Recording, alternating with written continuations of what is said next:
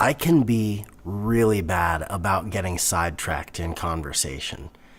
I get too excited about one thing, or I've got this really cool story about something, and it's so easy when we're talking about one thing for me to tell a funny story and then forget what we were talking about in the first place. That Russian foreign exchange student, hysterical. First time any foreign exchange student in Harrison County has been deported, sent back to motherland. I don't know if any of you are old enough to have heard of the video game World of Warcraft, but apparently it's terrifically addicting and people will fail college because they get too wrapped up in playing this game. Distraction is just far too easy. It is. Ask the worship team every Friday.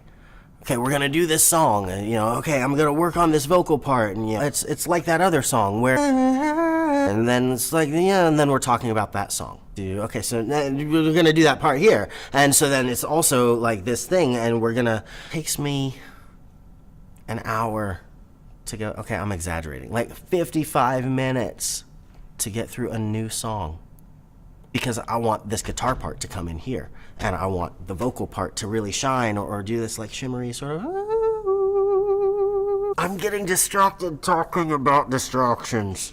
But music is that way for me. That is my thing. That's my jam. That's where I'm at home, because all these things just fit together, and it's beautiful. It's like a puzzle, but with song. Last week, Chris Thomas said something to me about really enjoying the worship, and I talked about the music for like 2 minutes, and then the worship aspect of the music for like 20 seconds. That's not okay.